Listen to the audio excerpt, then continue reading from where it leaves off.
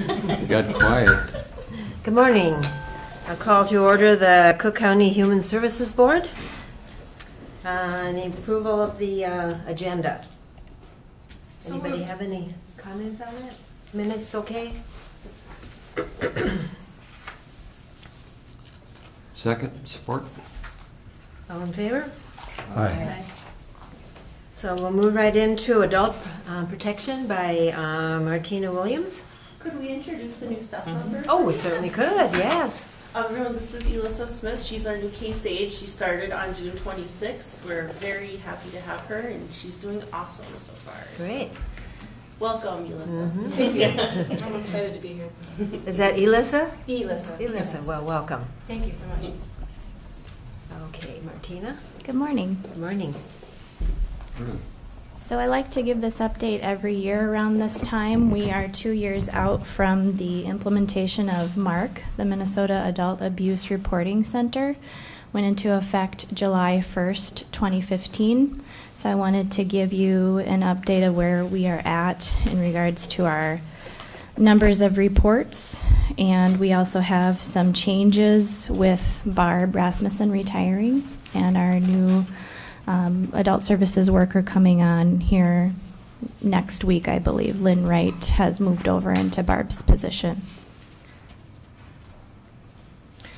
So today we'll talk about the Minnesota Statute 626.557, which is reporting of a maltreatment of vulnerable adults. This is the statute that governs the work that we do with adult protection. I'll give an overview of the Minnesota Adult Abuse Reporting Center, or MARC. So when I say MARC, I'm not talking about a person, it's a call center. And then information on changes within the agency in regards to adult protection investigations, ongoing case management, and training. So the Vulnerable Adult Act was initiated in April 1980. There are several parts to it here that you can see. So it's 626.557. There's a part of the statute that governs the multidisciplinary adult protection team, which we have here in Cook County. We meet once a month, and we include our partners in the community. So we have social services representative, we have Grand Portage Human Services represented, law enforcement, the clinic, home care, Violence Prevention Center, and other community service providers. 626.5572 gives you the definitions that are the sort of the what defines what a vulnerable adult is in the state of Minnesota, and just the different types of abuse and the findings that we can have from substantiated to false. And then the administrative rules. And Department of Human Services rules govern the investigation and reporting of maltreatment of vulnerable adults and some aspects of the emergency and continuing protective social services required to be furnished by local social services agencies under the Vulnerable Adult Act. So in Cook County, Health and Human Services is responsible for the civil investigations when it comes to receiving a vulnerable adult report, and then the Sheriff's Office conducts the criminal investigations. So there's actually a piece of this in regards to reporting of maltreatment of a vulnerable adult. And I won't read verbatim here through this whole thing, but there are just a few things I wanted to touch on. So the public policy of the state is to protect adults who, because of physical or mental disability or dependency on institutional services, are particularly vulnerable to maltreatment, to assist in providing safe environments for vulnerable adults, and to provide safe institutional or residential services, community-based services, or living environments for vulnerable adults who have been maltreated. So kind of getting right into the definition here, there are two categories within the statute to define what a vulnerable adult is. So we might think of someone in our life that we feel is vulnerable. Under this statute, it's pretty specific.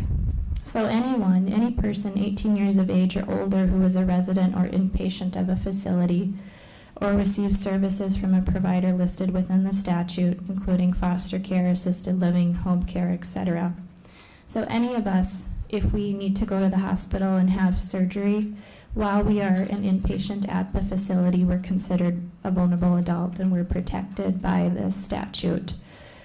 Anyone who is receiving home care services in their home is protected under the statute. They're considered a categorical vulnerable adult. Anyone living in a foster care home or an assisted living facility, anyone living at the nursing facility, all considered categorical vulnerable adults. The second category is a functional vulnerable adult, and that's any person 18 years of age or older, regardless of where they live or what type of service that they're receiving or not receiving, possesses a physical or mental infirmity or other physical, mental, or emotional dysfunction that impairs their ability to care for themselves without assistance. And because of that dysfunction or infirmity and the need for care or services, they have an impaired ability to protect themselves from maltreatment. This is the gray area of the statute. Sometimes it's pretty clear to see that someone falls into this category.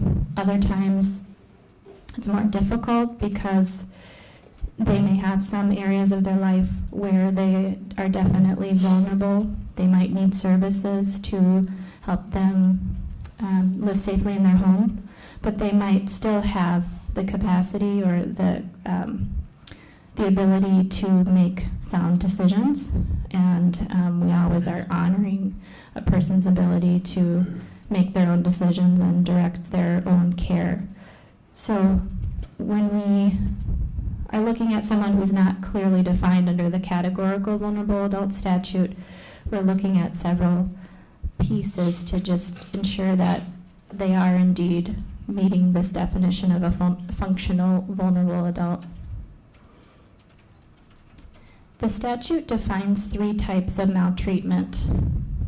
Abuse, so emotional, physical, sexual, and I have some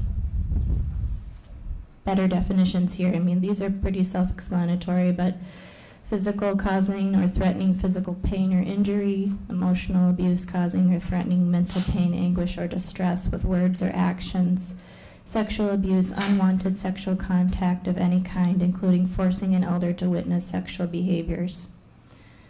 Neglect is one of the most common areas that we receive reports on, and this can be caregiver neglect or self-neglect. So this might be a caregiver failing to ensure that their loved one has the services that they need, the food that they need, the medical care that they need. Self-neglect can happen when someone is not caring for themselves in a way that's going to keep them safe. Sometimes we get reports about someone who is not taking their medications as prescribed, and maybe they have their medications are really important for their health. Maybe they are not bathing, not caring for their home. Maybe they have 25 cats and the cats are not going to the bathroom in the litter box. Those are just some of the reports that we might get, some of the types. And then financial exploitation. And so this can be in a fiduciary relationship or not in a fiduciary relationship. So the fiduciary would be like a power of attorney, a conservator, someone who is joint on an account, trustee. Not fiduciary is anyone who might come into contact with that person and take advantage of them financially.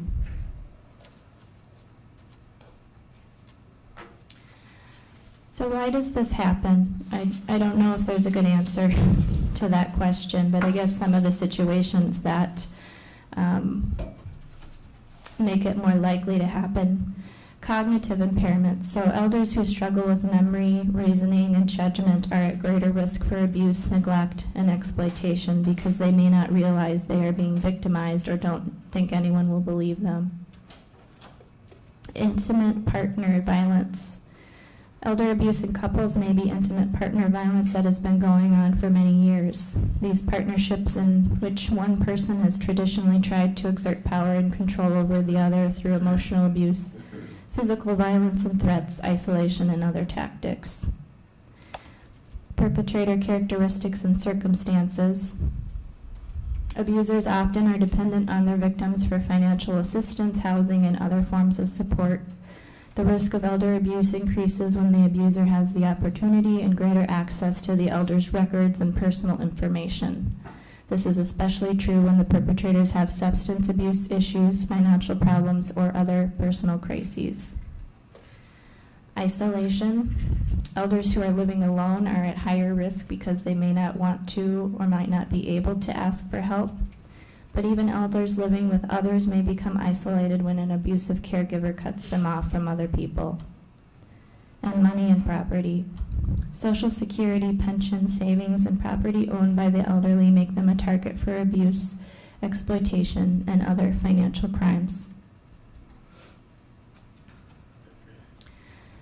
The Minnesota Adult Abuse Reporting Center was implemented throughout the state of Minnesota July 1st, 2015. Prior to the implementation of MARC, a person who suspected that an individual was being maltreated could call law enforcement. They could call the local social services agency. There were hundreds and hundreds of different numbers that they could call to make a report. And some people didn't know where to call to make a report. So the state of Minnesota decided that it would be best to have just a centralized call center where staff was available 24/7, 7 days a week, to answer a call and take a report of maltreatment. Another issue prior to MARC is, I think people sometimes were afraid to report because if they were reporting to their local sheriff's office or human services agency, they couldn't be anonymous, whereas now they can make a report and the chances of that person on the other end knowing who they are very slim. Also, the idea behind this really was to get an exact number of how many reports that we're receiving in the state of Minnesota. Before, there were different ways of doing it. If a social services agency received a report, we might know the situation. We might say, well, this person isn't a vulnerable adult. We'll connect them with services, but we're not going to make this an official report. Or we might, just the way that we entered it into the system was different than it's done now. Now, every single report, regardless of whether or not the person ends up being defined as a vulnerable adult, whether or not it's screened in or out, all reports are documented and put into our SSIS system, our Social Services Information System. So we have really good tracking of exactly how many reports are being received, what the types of abuse being alleged are, and the outcomes of those investigations.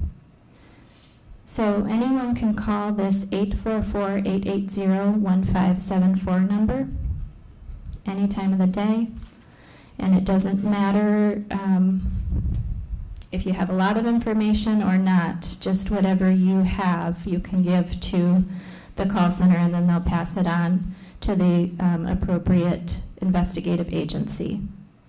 So the reports come in to us through SSIS, and we are checking daily for those reports to come in. And then they also send reports directly to the sheriff's office. And mandated reporters can submit their reports online at this link here. It's a really slick way to make a report. You just type everything in and hit send, and it goes on its way. So mandated reporter means a professional or professionals delegate while engaged in social services, law enforcement, education, the care of vulnerable adults, any of the occupations referred to in section 214.01, an employee of a rehab facility, an employee or person providing services in a facility, or a person that performs the duties of the medical examiner or coroner. As a reporter, your identity is considered confidential and may not be disclosed. The only exceptions to this rule are that the subject of the report might ask who made the report. Sometimes they might want to thank that person for saving their life. If it's all in good, you know, as long as they're not wanting to, as long as they're not angry at the person who made the report and they're wanting to thank them, and the person who made the report consents, we can then tell the alleged victim who made the report. The other exception is upon written finding by a court that the report was false and there's evidence that it was made in bad faith, and then during an appeal process or criminal proceedings. So our timelines, within 24 hours of receiving a report, we need to begin the investigation if they are allegedly abused. Within 72 hours, if a person is not allegedly physically, mentally, or sexually abused, but they maybe have been neglected or financially exploited, we need to start that investigation within 72 hours. Within 5 days, we notify the reporter of the initial disposition, and within 60 days, we need to complete our investigation. Sometimes we need longer than that, especially if it's a financial exploitation case where we need to get medical records, financial records, we might need more time, and we can always request an extension. The outcomes, substantiated, which means there's a preponderance of evidence to show that an act of maltreatment occurred. False, which means there's really no evidence to show that maltreatment occurred. Inconclusive, less than a preponderance of evidence. So sometimes we feel like we think something definitely inappropriate happened, but we can't prove it. We don't have the information we need to really say yes without a doubt that this was maltreatment. Sometimes we cannot make a determination because a person has already passed away, or they are no longer living in our county, or they're not a vulnerable adult. And if we determine when we receive the report that they are not a vulnerable adult, then we screen it out. Criminal charges, and I'll get into the statistics later. Reports to licensing certification boards, and then the results also interface with Minnesota licensing agencies, which is another great thing about having the information in SSIS. These agencies can pull from that database. So Department of Human Services and Office of Health Facility Complaints, which is the office that oversees nursing facilities. Outcomes, other outcomes that we see a lot of times, I think the majority of the time, if we receive a report of maltreatment and we look into it, a lot of times it's really lack of education or resources. It's a lot typically not intentional, where someone's neglecting their loved one or they're neglecting themselves. It's more lack of information, resources, help. Caring for someone is stressful, and a person might not know that they're doing something that's hurting their loved one. For instance, maybe they didn't know they were supposed to turn them every 2 hours in order to avoid a bed sore. A lot of it is just education and helping people through whatever they're trying to achieve in their home.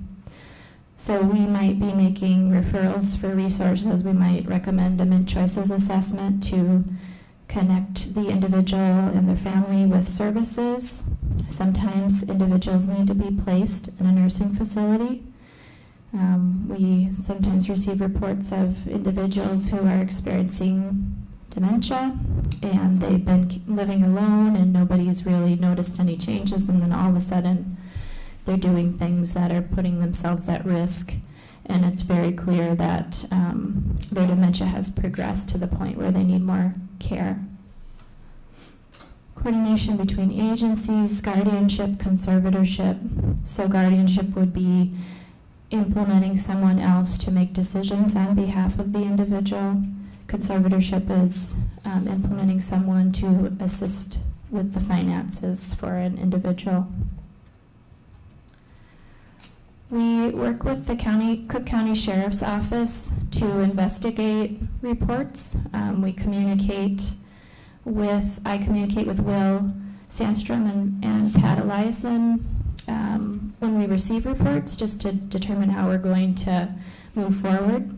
We work with the county attorney's office, and if we feel that a finding has been substantiated, that abuse has occurred, that something civilly, from a civil perspective has occurred, and something from a criminal perspective, then we send it to the attorney's office and they let us know whether or not they feel we can prosecute.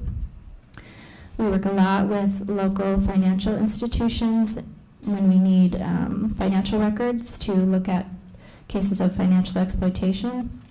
And we also work with clinic, hospital, many other community service providers to try to help protect people. Some of our dilemmas. So one of the pieces that we like to think about is that a person can choose to live in harm or even self-destructively, provided that he or she is competent to choose, does not harm others, and commits no crimes. Freedom is more important than safety. So sometimes we are encountering people who are making decisions that aren't in line with our values, or their caregivers' values, or their neighbors' values. But if they still have the ability to make decisions, a doctor hasn't said, hey, this person no longer has capacity to make decisions. If they still have that ability, we need to respect that, as long as they're not putting others in harm's way or themselves. In serving the adult client, the full range of social work skills must be used to ensure that the client is fully aware of alternatives, can make an informed choice, and understands the consequences of choice. So this is a lot of what we do day in and day out as social workers, is ensuring that we are giving our clients the wide variety of options available to them and allowing them to choose which one fits or works best for them. So changes for our agency. Of course, Barb's retirement after 25 years is a huge loss. She was doing adult protective services before I started with the agency, and she trained me in, and we were doing it together. Along with being the supervisor, I still am the primary adult protective services worker. So the cases that I could not take, she would take on, and so Lynn Wright will be taking over her role here soon. And so I'll be introducing him to adult protection. There's lots of great resources online that the state has provided for us. We also have a training coming up this fall that I'll be sending Lynn to. It's kind of an adult protection 101 training. So we're lucky in adult protection that we have really great resources and great, we have a regional resource specialist that is a DHS, she's employed by DHS. She serves our region, and she's really committed to helping adult protection frontline workers learn the job and being a support to us. It's really important to her. I did want to show a video. I'm not sure where that went.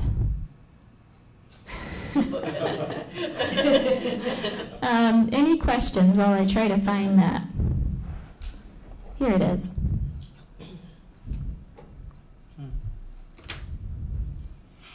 But I don't know, Sarah, how to get this. This one here. This one? I'll just do this.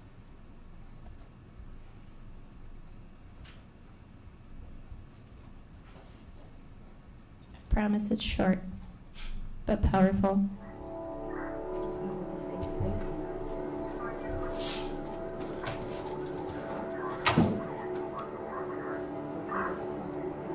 Now I need you to tell me again what happened.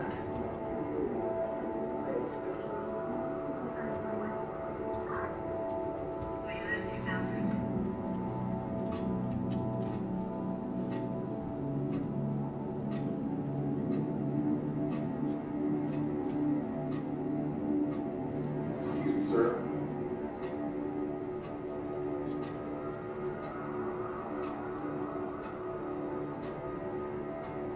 So what do you got? So someone came forward. That's who we thought it is.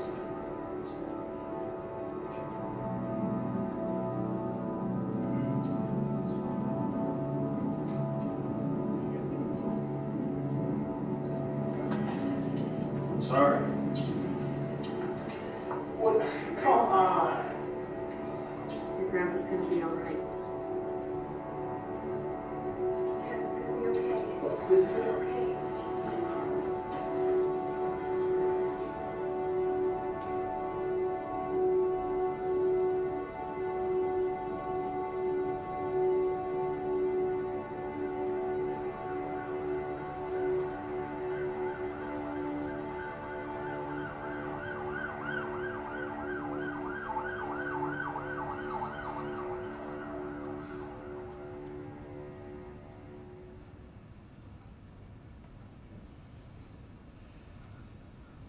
Any questions? Okay, questions, comments? Yes, I just had one. Martina, you had said that the number of reports has remained fairly constant. Mm-hmm. I just wondered if you have duplicates, or are there really 30 individuals in Cook County per year? We do have duplicates. Okay. For some people, we receive multiple reports that are sometimes very similar within a matter of months.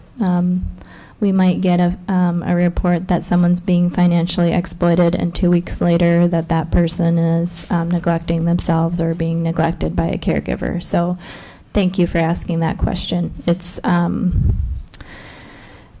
typically it's not the case, but there are some people that we receive multiple reports on. And I did figure out the statistics for you. So prior to the implementation of MARC, we had documented or entered into our system 15 reports of adult maltreatment. After MARC was implemented, 30 reports were documented through the MARC system and entered into SSIS. 10 of those 30 reports were screened out, and screening out might be that it's not a vulnerable adult per the statute, or another agency is responsible. For the longest time, we were getting reports for Cook, the city of Cook, Minnesota, and I just kept sending them back and saying, Cook is not located in Cook County. So that has subsided, thankfully. But 20 were accepted for investigation. Out of those 20, and these numbers are going to not make sense because, like I said, sometimes we can have multiple allegations for one person. 9 were caregiver neglect, 10 were self-neglect, 10 were financial exploitation, and 1 was abuse, emotional, mental. Out of those 20, 4 were substantiated as being maltreatment, and 2 were criminally substantiated, financial exploitation. One of those we had it went to court, and we ended up having a settlement agreement reached, and I believe it was a little over $20,000 that is owed by this person who had committed this crime. It was more money than that was actually taken, but by the time everything was pled out, it was down to about $20,000. And from the time period of July 1st, 2016 through just June 30th, 2017, we received 36 reports, 8 were screened out, and 28 were accepted for investigation. Of those 28, 7 were caregiver neglect, 12 were self-neglect, 12 were financial exploitation, 2 were emotional abuse, 2 were physical abuse, and 1 sexual abuse. And of those 28, 22 were determined to be false. 4 were inconclusive, and 2 were substantiated, and no criminal findings over the last year, roughly. Jerry? Martina, now that Mark has been in operation for 2 years, how do you evaluate the way it's working in thinking about comparing people calling a statewide reporting center versus the way it used to be where they could call local people to report? I think it's working really well. I think initially some of our partners were dead set against it because they know us and they liked to be able to talk with us and talk something through before it became an official report. But I feel like as we go through this, time has passed and people have seen that it works and that they can remain anonymous, and they like that piece of it. Some people still will call us and we'll make a report on their behalf. That's okay, but we still always end up going through Mark.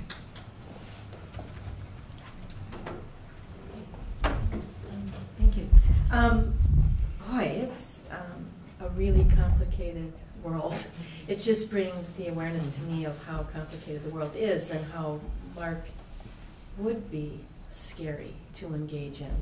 And particularly hearing your statistics and how many actual cases are real. But I think it helps with awareness. I don't know, it's just, and that anonymous feature has got to be a great piece of solving the issue. But wow, it's no easy answers in my mind, or no easy conclusions to draw from this, but it's scary. And I can see that adults can be extremely vulnerable, as children are, and so forth. So again, the awareness of the vulnerability of being a human being is, again, made really clear. Thank you. One of the things that struck me was the vulnerability of us being in surgery. So you think you're going into surgery, you have family with you, but vulnerability to the extent of something happening with... It's just to say that when you are in the hospital, you're kind of at the mercy of the staff that's caring for you, and there might be times where you're under anesthesia and your family isn't around. It's just to say, I think that it's recognizing that you are not in full control of your body at that time. A lot of times when you're in the hospital, you're at the mercy of the people that are helping you.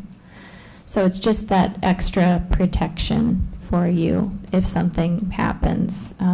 It's holding the staff to a higher standard, the medical professionals that are working with you.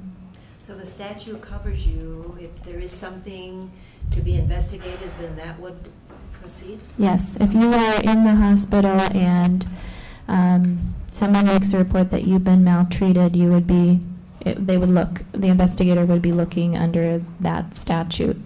And the attorney would be, I imagine there's other laws that they might be able to prosecute under, but they could also prosecute under this vulnerable adult statute.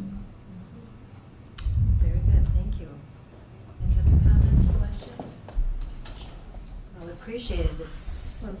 Thank you. It also makes me realize how vulnerable our department is, just in working with these cases and hearing these stories, and it just makes me aware of how self-care within the department has to be a big issue, and just care for the department and the staff has to be something we really prioritize, because this is tough work that you're doing.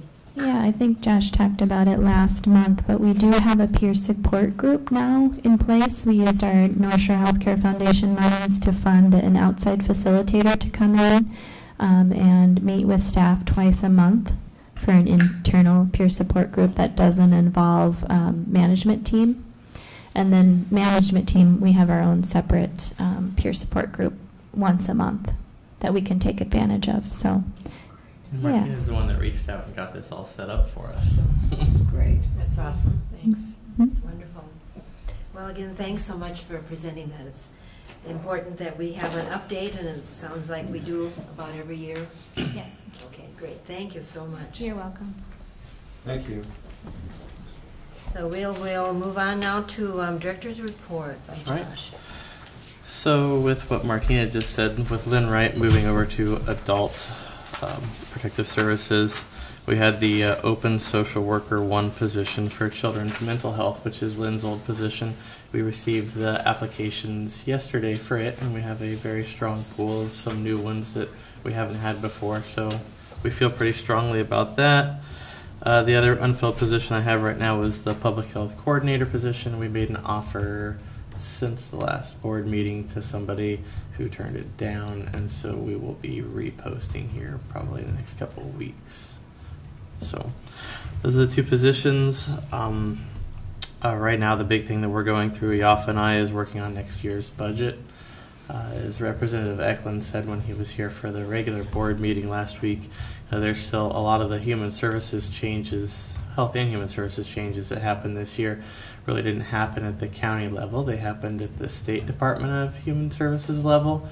And so we don't exactly know how, we're not getting all the numbers on how that's going to affect us yet because their budget wasn't raised to what they needed it to be, which means that's where we're getting some of these additional cost shares from them and not from the legislation this year.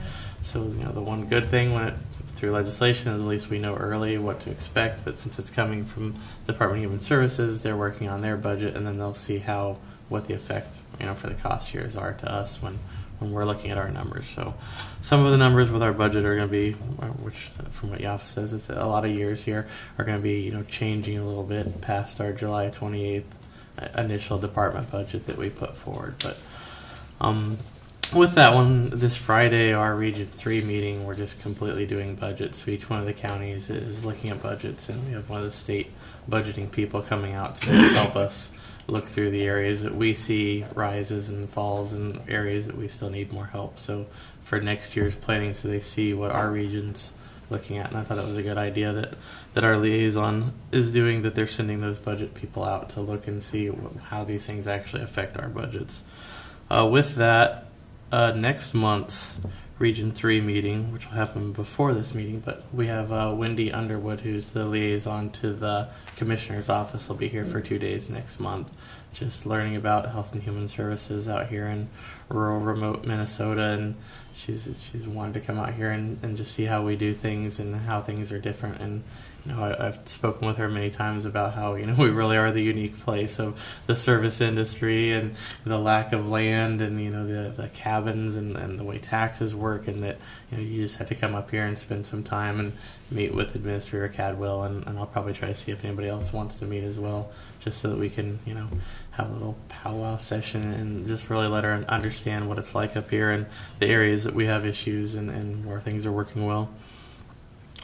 Another good thing, and just kind of to call out actually Administrator Cadwell, I know a lot of people have been concerned about the Healthcare Reform Act, and Jeff went out and met with, I know, Kimber and Rita and I, and just so everyone knows, we really have been tracking this and discussing this, especially Rita and I, with all the organizations that we work through, and although I don't think any of us are ready to, maybe Jeff can say it better, to come out and say here's the impacts right now, just because everything is still changing so much, and where the already round 2, if you guys didn't know, this week the second round of the Healthcare Reform Act came out, and it's already quite different than the first, which still doesn't match the House's version. So things are changing enough that I think most of us are agreeing at this point that we're keeping tabs, and although we're not completely in favor of everything that's going on, I don't think we're to the point where we want to share numbers every time that they make another small change. But know that we're definitely on top of this, and the large state agencies, AMC and our agency, MAXA, and then the local public health association are definitely following this every day. Other updates, one of the good things that happened this month, so the state of Minnesota had the most improved payment error rate for the Supplemental Nutrition Assistance Program. With that, the state received a pretty large bonus for this year. All of the county and tribal agencies, it gets broken down. I think there was a $5,000 minimum for all counties and agencies, and then they divided by population from there, which meant Cook County got a performance bonus of $5,637, which can be spent on any Supplemental Nutrition Assistance Program improvement activities. The majority of our money will be going to a couple different trainings that allows for us to send some of our newer financial assistant workers to, as well as some equipment purchases to help them with their, it's probably one of the most stationary jobs we have, so it's one of those areas where like stand-up desks or alternative ways to speak on the phone, headsets or whatever are really important for those positions. So that's how we'll be spending that money. Another area, so we did have a performance improvement plan that had to do with the Supplemental Nutrition Assistance Program. Our agency had to do a performance improvement plan for processing timeliness, as the agency did not meet performance threshold in 2016. The threshold for what we have to do is 75% of all applications have to be processed within 30 days. We actually had 73.6%. One thing that's difficult for a small rural county is, so that difference in a percent was one case for us, whereas, if you only have a minimum amount of cases, one can throw you over. Allison doesn't like to use this as a defense, but one of the reasons why we have a little lower number than some of the other larger counties may have is we have the benefit in a smaller county of knowing a lot of the people and having a relationship where we can work with them and to make sure that we're getting the financial information, the different things that we need, and so we can push those limits a little bit more sometimes because we have more of a direct relationship. And just between our staff and adult services and children's services, we have a powerful team where we can work with people to make sure they can get these in. But so approaches to improve the formalized process to improve service delivery, monitoring and pending applications and reports is what we've put in place. The PIP will be monitored over the next 2 years, and if the threshold is met at the end of the first year, it will be closed early. As Allison said, a lot of it, and most of you know, we had a lot of new staff last year when we were doing this, so really that was pretty impressive that we were still so close to the mark with a new staff over there. But this year, she already pulled the numbers, and we're at 85.71%, so we're well above the mark. We just wanted to let everybody know. And that is really all I have this month, but you're welcome to have any questions. Question? Commissioner Dukirk? What was the position that you made an offer on again? The public health coordinator, so it was Allison Heron's former position. Okay, and are you allowed to tell us why they turned down the offer? It wasn't anything bad for housing or anything. They just said that when they looked and it sounded exciting when they really looked into the county and how far away it was. I think their parents were in Minneapolis or something. It was a younger person, and once they found out where it was, it just didn't really meet for the distance that they wanted to be from family and friends. So. You gonna tell them we expanded our airport and they can fly there in half an hour? Yeah, because everybody has a private plane. Yeah. Well, if you work for us, you do, since we pay so much. But yeah, this one didn't come down to housing or the wage that we offered or anything like that. She was really happy with everything. She just wanted to make sure it was a really good fit, and we gave them time to make sure that they could look into everything that they needed to beforehand. So. Okay, thank you. Thank you. Mr. Yeah. Yes. Just one more question, Josh. Wendy Underwood is from which department? Is she from Public She's Human the Services? Department of Human Services, Okay, DHS. So she works DHS. out of Awesome. Commissioner Johnson Piper's office, Okay. Piper Johnson's office, the commissioner's office. And so is she going to be doing? She's just going to be hanging out and. Yep. and Well, so traveling she'll around? we'll have our Region 3 meeting on that Friday, and she's going to come Okay. up on Thursday. So she'll be here with all the other regional directors, and then I think we're going to have the MAXA, so Minnesota Association of County Social Services Agencies or Administrators, the MAXA executive director I think will be here as well too, just to make sure that we're what we want. While we have Wendy up here, it just makes sense that you can meet both of them and Yeah. kind of share. Seems pretty where we're at. exciting. Yeah. Has she been here, has that department been here recently? Not since I've been here. I don't know. Okay. No. Okay, well, that So- seems like a great thing. Mhm. Do you have a date on that? I can sure tell you. Okay. So they will be here August 10th and 11th. Oh, okay. Jerry? Josh, is the reposting of the public health position going to be open to either a nurse or an educator as it was before?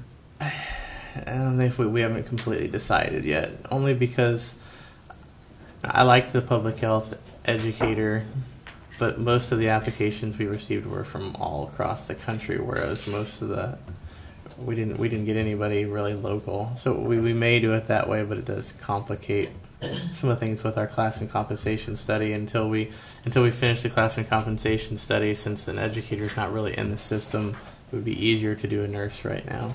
So although I support having a public health educator in that role, I think this time what we may do is reach out for a nurse only to make it less complicated. Okay. One thing, a couple weeks ago, I was very disturbed over the fact that the mental health crisis phone number was going to go down, and then I found out last week that no, it wasn't going to go down. They had received some donations for at least through September, and now I understand maybe they can go through into February when they can go and approach the legislature. But that doesn't mean we still have a crisis number for Yes. the county. Well, and what I was finding out, I don't know if Martina knows more, is it sounds like, so even when not that this is a good thing, but when the state's number goes down, the number still works. It gets picked up by other states. So it's kind of like when you take you're putting it into a larger pool, but it does affect the response time when we get pulled into another state. But Dr. Ellinger from the health department, state health department, has been very firm of if no one else will do it, they'll find a way in their budget to keep it going regardless. So, Great. I like that guy. yeah. All right, any other questions, comments? Thank you, Josh. So we have an item for board action to approve and accept the resignation of Matthew Webb, representing HDC, from the Public Health and Human Services Advisory Committee, and to accept the endorsement of the Advisory Committee to add Cecilia Bloomquist to HDC to join the committee. And she is also, we're sharing her with Lake County also. I would make that motion that we approve that. Second. Second, okay. Any discussion? All in favor? Aye. Aye. Thank you. So we'll move on to committee reports, starting with Arrowhead Economic Opportunity Agency. I missed the last meeting because we had a district meeting for Association of Minnesota Counties, so I wasn't able to attend. I got the minutes, but it's just like all the other agencies that are sort of tied to what's happening at the federal level. A lot of things sort of in doubt.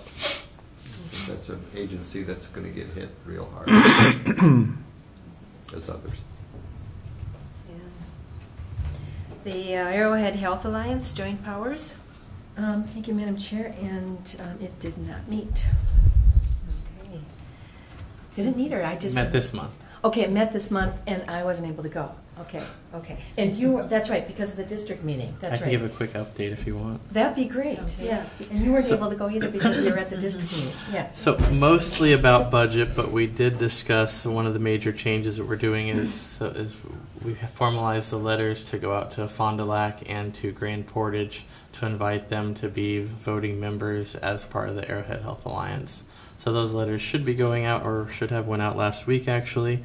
And then the other big one was we have some extra money from this year that hasn't been spent that we're going to be the mental health initiative is working with the crisis line, and we're going to be we approved giving money to them for the marketing of the crisis number. So as most of you know, we were legislated to have a crisis response team, and now we have one in place. But now the big thing is getting the news and the word and the phone number out there to make sure everyone knows that the service is available. And so instead of doing this at the county level, the Arrowhead Health Alliance is paying the Adult Mental Health Initiative through the Arrowhead Health Alliance to hire a consultant to come in and do this marketing for us for the region. So, Thank you. And That that was was- a very clear report. Thank you on that. Back to Commissioner Bersheim, Arrowhead Regional Corrections. We had a meeting, and Commissioner Dukirk was there as well, and I think the only thing that might be of significance to mention is that the bonding bill did allow for some renovation money for the NERC, Northeast Regional Corrections in Sawyer. I think it was $600 and some thousand. So that was good news to work on some roof issues and so forth. Okay. Thank you. Commissioner Sievertson, Community Health Board. Thank you. It did not meet in July, however, because our meeting went long last time, and I can report on what happened in June briefly because I can barely remember that June is gone. But the one thing that struck me about the meeting in June was that there is this program happening in Duluth with between the schools and mental health professionals providing one-on-one experiences for kids, and with great results. And I'm pulling a lot of that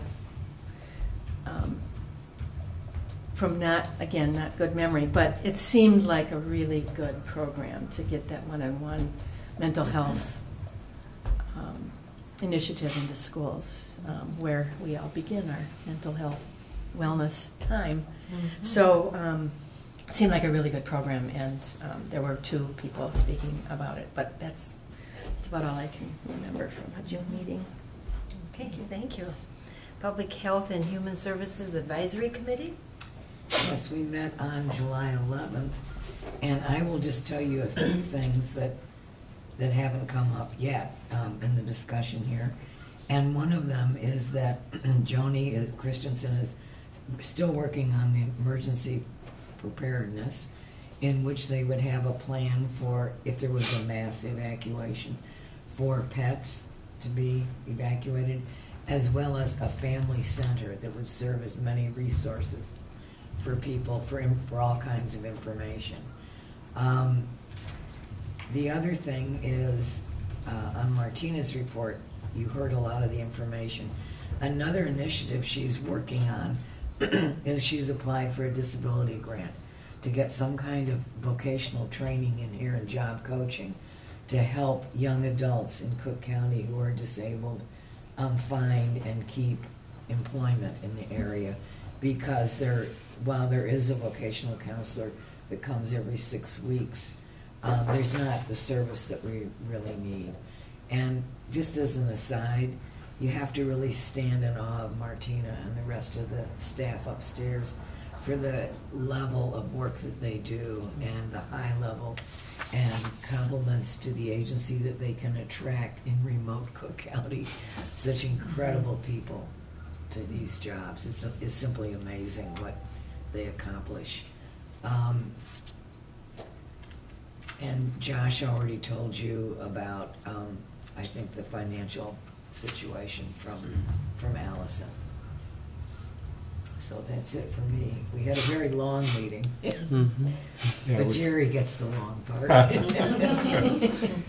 Yeah, we had an extra long meeting because we thought we were going to begin talking about how we can fulfill our obligations under the revised bylaws to give good input and find out what the community needs are, et cetera, et cetera.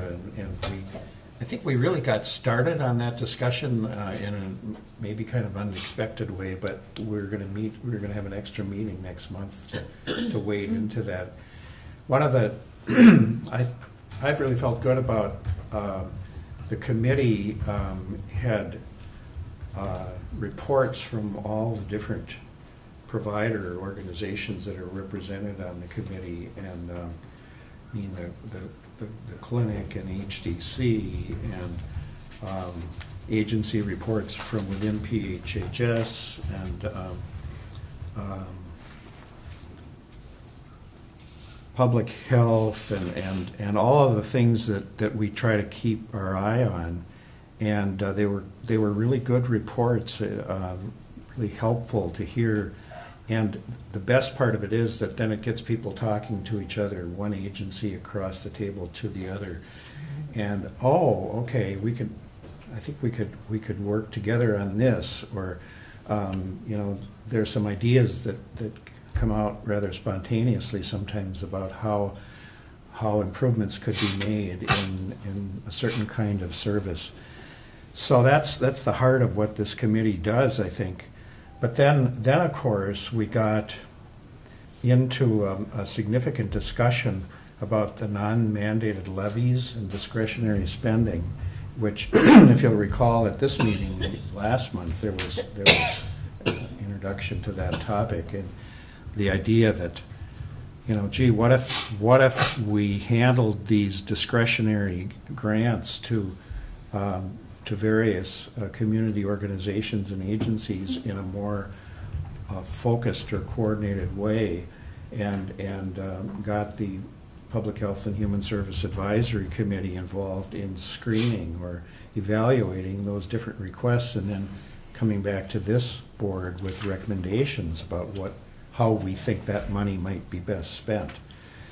So I had a great discussion, and I think that it became quickly apparent that there was consensus building in our committee to do something like that, to restructure so that we as an advisory committee could take all these different requests from various agencies, whether it's the Senior Center, Violence Prevention,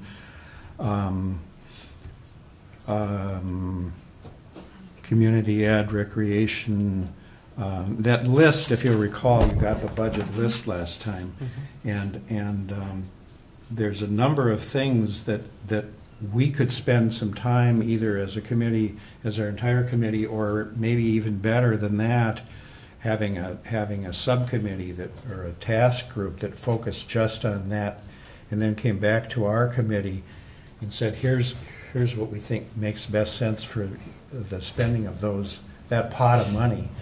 And then we, in turn, advisory committee, would come back to this board and say, okay, here's our recommendation.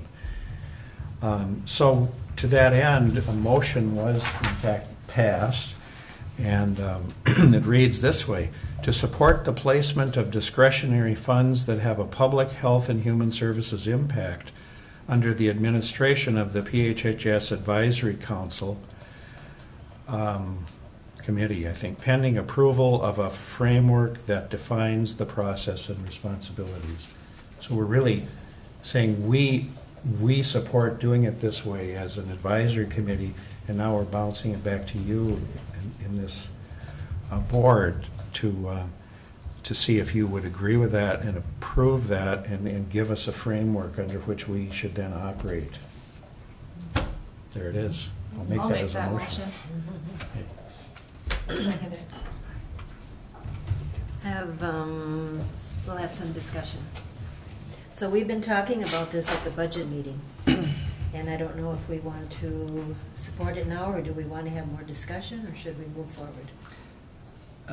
Thank you for the question, Madam Chair. And yes, this idea came up in the Budget Committee meeting, and then Mr. Beck and I had a conversation about it, and we brought it to the Advisory Council last week, and they were in support of that. And I think at this meeting we could simply affirm the motion that group is willing to do that, but it'll be a part of our conversation at the Budget Committee again next week, and then it will probably be on the board agenda for us to, if we can actually change the process, it will be on the regular board agenda to change that process sometime in August.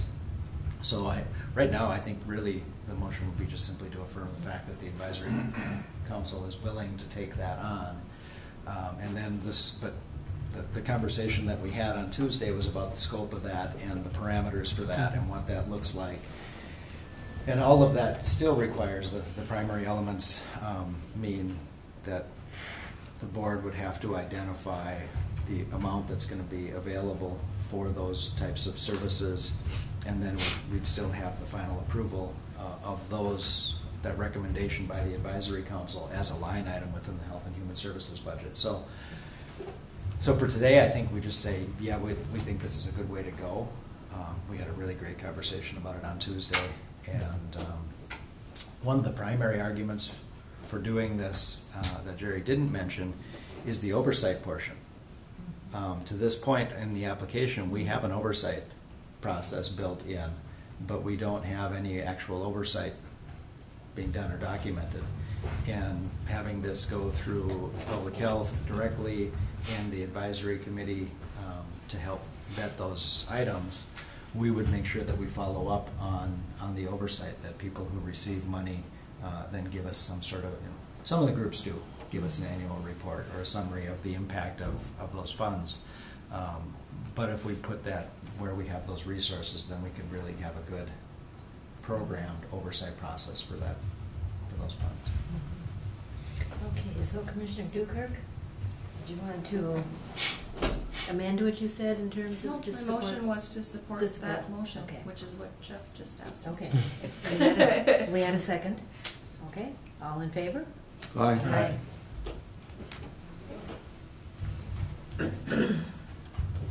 Thank you.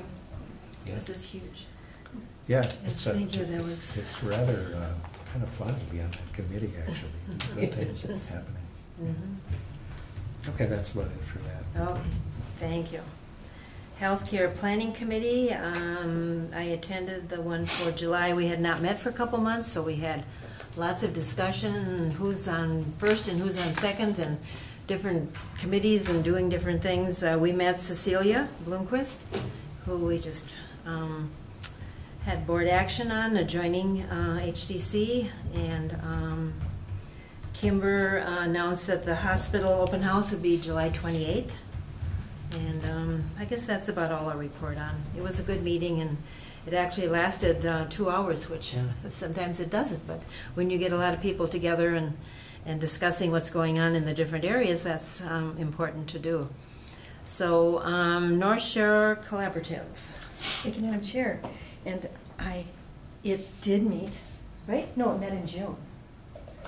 I was Right? wondering Yeah, which ones 'cause met here's- where. yeah, who's because on we first, didn't have any 'cause reports Josh last and month. Jan missed one, and then have Yes. they met since then? No, No, I don't think. they haven't. They did So not I meet can in July. report on the previous You could one. report on June, since we didn't have to report on So July. the previous one, we had an update on our funding, and the collaborative does a lot of granting of money, which is really fun. You'll get the hang of this with your new proposal. And so there were some things that we funded, and there were some things that we didn't, that were rather difficult. If anyone who didn't get funded is paying attention, it wasn't a personal thing.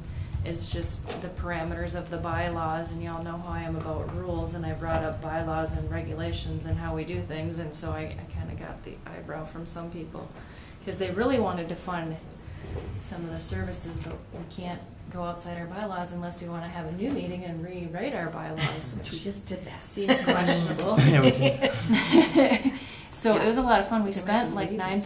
$9,000, I think, Wow, good. was what we spent in there, and helped a lot of local programs. And it's a joint, it's more than just Cook County, so it was really nice that we covered programs all the way across our region.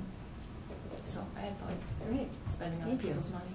Yeah, well, it's not other people's money, it's ours. That's everybody's pot. It's ours, yeah. Okay, thank you. Emergency Preparedness Committee, Commissioner Sievertson. Thank you, and we did meet. And although this is a new committee for me, I'm having a hard time remembering exactly what we talked about, but I know we talked about a lot of things. There were reports given from all over the county on many things, and I can't remember. And so We have to Commissioner update Tucker- our emergency preparedness guide is the next step, which we are constantly updating and redoing it Yes. seems like, but that's how it stays fresh in our mind. And I won't go into detail on camera what things we update, because some people don't want to know about that stuff. But we have a great program, we have a great leader in that program, and it's nice to have the board chair and the vice chair sitting in on that, so we have an idea when we get the phone call that we need to show up somewhere and be prepared to act, that we hopefully know what we're doing. And because of our, I mean, the piece that makes it hard for me to grasp immediately, because it's a new committee for me, is, again, it just points to how complex this community is, and all the various agencies that come together in this group, you know, Grand Portage Forest Service, city, county, hospital, clinic, which, you know, maybe isn't that complicated for people who've been doing it for a while, but there are a lot of agencies that need to come together and be all on the same page with a plan. And public health emergencies, you know, there's a lot of different kinds of emergencies, and our remoteness makes it more complicated as well, and our geographic largeness makes it complicated. So anyway, that piece is becoming clearer, which makes it hard for me to remember the details that are associated with each agency. So it'll all come to you in an emergency. It will, in an emergency, it will. Thank you. Thank you. Thought it was interesting that Joni is working on what to do with pets. I never really gave that a thought, you know. It's a big deal. And then a type of a center for folks to get together, because we've been through that with a few fires. Yeah, with the Ham Lake fire, that came to light because we did have people that, if the choice was to evacuate and not have an option for your pet, they didn't. And I will tell you, I had an evacuee that has mice as pets, not as food. And that was a huge food for them, and that was a huge issue. Well, people who have course. snakes feed them mice, so these are pet mice. Right. And pet mice get stressed out very easily, especially when the owner is stressed out. So that was a huge issue of, you know, how do you call a hotel in Grand Marais and say, "Can my mice come with me?" You don't tell them. Yeah. So I'm glad that we're working on a plan. Yes. Yes, And that definitely. trailer is awesome. The St. Louis County trailer is awesome. I don't know if if it has cages for mice in it, but it does have cages for all Mice kinds of like their own animals. cage. Yeah, I'm sure they're original. But it's a great thing, great resource. That'll all be worked out for the future. Oh, it's being worked We out have right somebody now. good in charge for that. Okay, anybody else bring up anything? So I will adjourn the meeting. Thank you very much. Oh, yeah, we've got, yes, I'm up. Our meeting is scheduled to begin at 10:30, and we have events that are going to happen at 10:30, so we have to wait until 10:30. Look at that. I've never done that before. I know. So our meeting will start